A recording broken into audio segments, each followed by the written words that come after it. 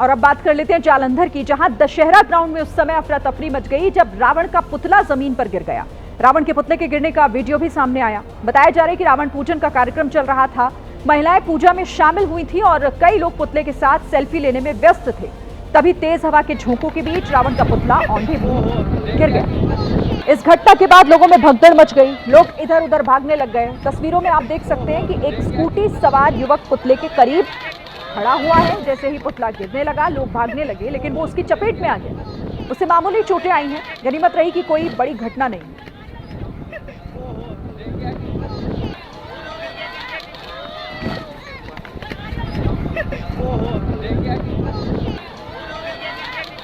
पंजाब के जालंधर की ये तस्वीरें आपके सामने हैं, जब किस तरीके से अचानक दहन से पहले ये पुतला गिर गया, स्कूटी सवार फंस गया, भगदड़ मच गई। वहां पर लोगों को भागते दौड़ते आप देख रहे हैं। अचानक से ये पुतला जमीन पर आ गिरा। तो दहन से पहले ही पुतला धराशायी हो गया। जालंधर में इंतजार रावण दहन का शाम को, लेकिन उससे पहले ही किस तरह से ये पुतला गिर गया है, तस्वीरें आपके सामने। मध्य प्रदेश के राजगढ़ में मूर्ति विसर्जन के दौरान एक क्रेन पलट गई, जिससे माता काली की प्रतिमा टूट गई। हादसे के बाद वहां पर अफरा तफरी मच गई। हादसे का वीडियो भी सामने आया है, आपको दिखाते हैं तस्वीरें कि कैसे क्रेन के जरिए काली माता की बड़ी मूर्ति को यहां उठाया जा रहा है। ड्राइवर ने जैसे ही मूर्ति को तालाब में विसर्जित करने के लिए क्रेन के जरिए उठाया, क्रेन का बैलेंस बिगड़ा और वो वहीं पर पलट गई। हादसे में ड्राइवर को चोटें आई हैं, वहीं काली माता की मूर्ति भी टूट गई है। हादसे के बाद वहां पर किस तरह हड़कंप मच गया, दौड़ते भागते लोग साफ दिखाई दिए।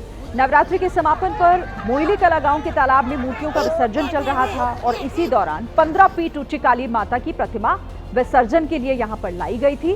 प्रतिमा को तालाब में उतारने के लिए खड़ी क्रेन जैसे ही उसे उठाने लगी, अचानक क्रेन का बैलेंस बिगड़ता है और वो जमीन पर ही पलट जाती है। देखिए आप जरा तस्वीरें। मध्य प्रदेश के राजगढ़ में विसर्जन के लिए क्रेन को यहां बुलाया गया था। माता की मूर्ति को जैसे ही इस क्रेन ने उठाया, उसका बैलेंस बिगड़ा और वो खुद पलट गई।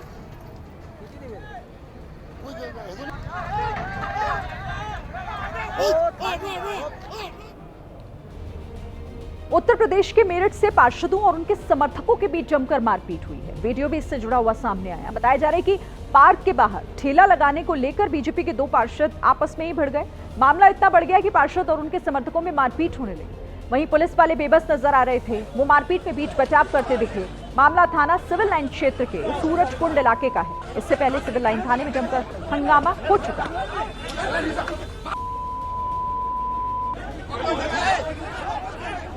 तो ठेला लगाने को लेकर दो पक्ष आमने सामने आ गए। बीजेपी पार्षदों और समर्थकों में कैसे झड़प हो गई, मारपीट पर लोग उतारू हो गए। मेरठ का ये मामला बताया जा रहा है। एक दूसरे पर किस तरीके से ताबड़तोड़ घूंसे बरसाए जा रहे हैं, हमला किया जा रहा है। मारपीट का ये वीडियो किसी ने बनाया जो अब सोशल मीडिया पर काफी वायरल हो रहा है।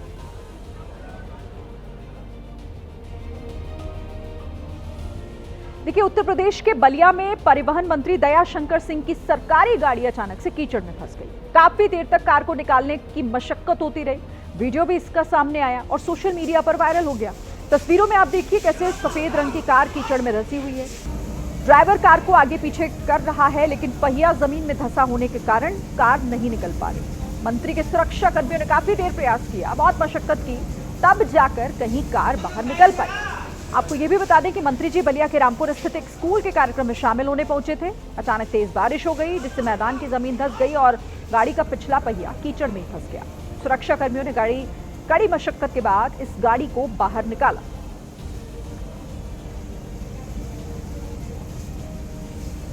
तो धक्का लगाते हुए कर्मचारी साफ देखे जा सकते हैं कैसे मुश्किल में मंत्री जी की गाड़ी फंस गई। परिवहन मंत्री की गाड़ी है ये जो कीचड़ में धंस गई और इसे बाहर निकालना बहुत मुश्किल हो गया, पर काफी मशक्कत और मेहनत के बाद किसी तरीके से इसे बाहर निकाला जा सका।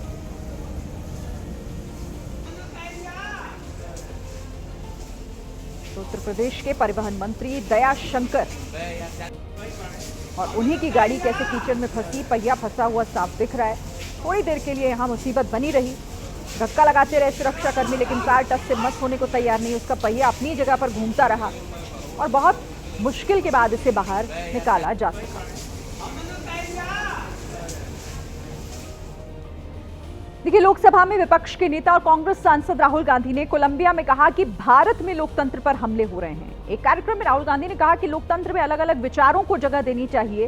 कार्यक्रम के दौरान राहुल गांधी से पूछा गया कि क्या भारत और चीन अगले 50 वर्षों में विश्व का नेतृत्व करने के लिए तैयार हैं, तो राहुल गांधी ने इस पर कहा कि मैं भारत को लेकर बहुत आशावादी हूं, लेकिन भारतीय संरचना में कुछ खामियां हैं और कुछ जोखिम है जिनसे भारत को पार पाना होगा। इनमें सबसे बड़ा जोखिम लोकतंत्र पर हमला है। अलग अलग धर्म, अलग अलग विचार के लिए लोकतंत्र में जगह मिलना, आजादी मिलना जरूरी है और इसके लिए सबसे अच्छा तरीका लोकतांत्रिक व्यवस्था। लेकिन इस समय भारत में लोकतांत्रिक व्यवस्था पर व्यापक हमला हो रहा है। यह गलत है क्योंकि हम चीन की तरह लोगों का दमन नहीं कर सकते।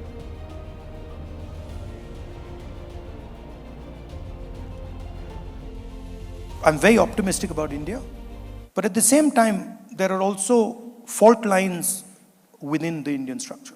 There are risks that India has to overcome. The single biggest risk is the attack on democracy that is taking place in India. Because India has multiple religions, multiple traditions, multiple languages, and different traditions, different religions, different ideas require space. And that the best method for creating that space is the democratic system. And currently there is a wholesale attack on the democratic system in India. So that's a risk. This other big risk is risk between different conceptions, different parts of the country, right? Some 16, 17 different languages, different religions. So allowing these different traditions to thrive, giving them space to express themselves is very important for a country like India. We can't do what China does, which is suppress people and run an authoritarian system. Our design just will not accept that. देखिए, राहुल गांधी ने Colombia में जो बयान दिया, उसके बाद देश में सियासी घमासान छिड़ गया है। केंद्रीय मंत्री अर्जुन राम मेघवाल और बीजेपी सांसद कंगना रनौत ने कहा कि राहुल गांधी हमेशा देश को शर्मिंदा करते हैं, अपमान करते हैं और ये बात हिंदुस्तान की जनता बर्दाश्त नहीं करेगी।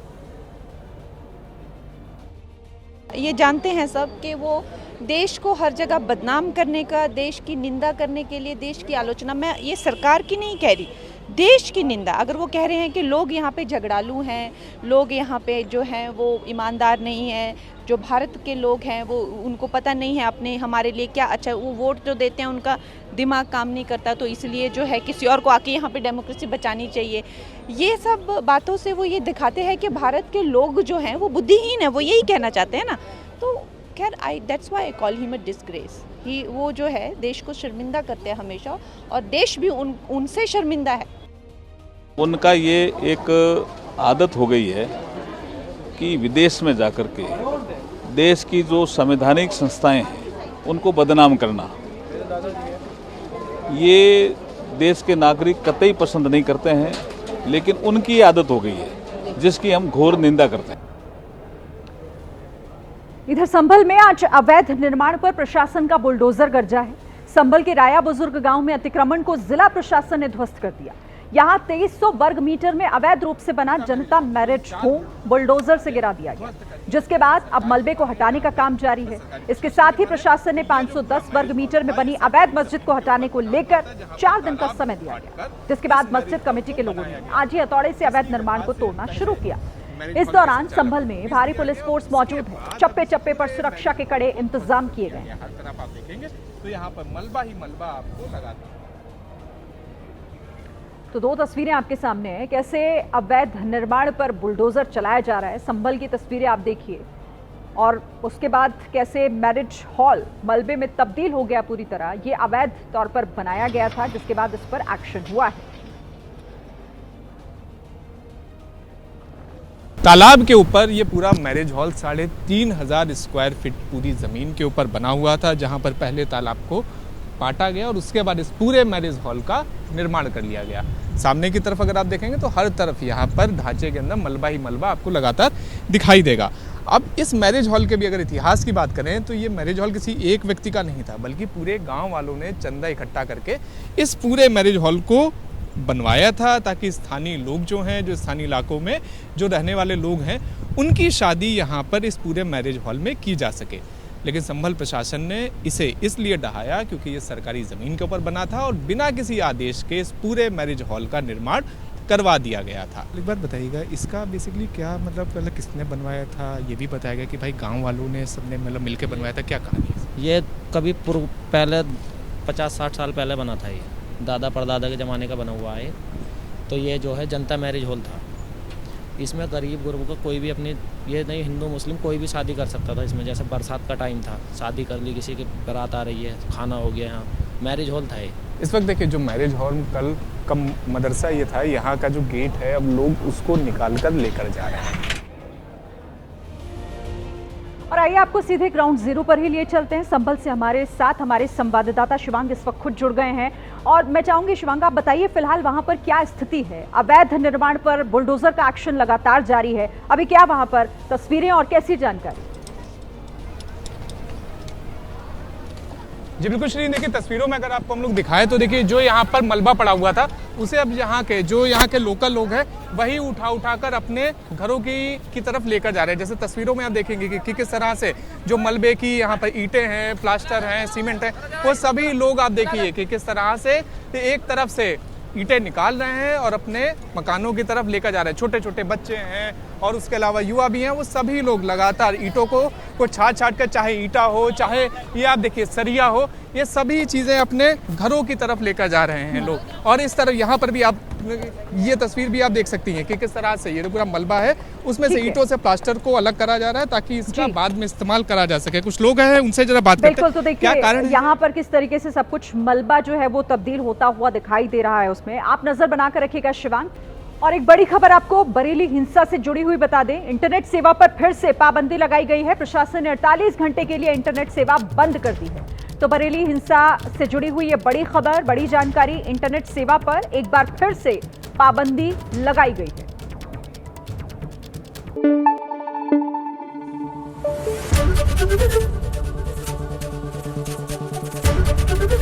एबीपी न्यूज आपको रखे आगे।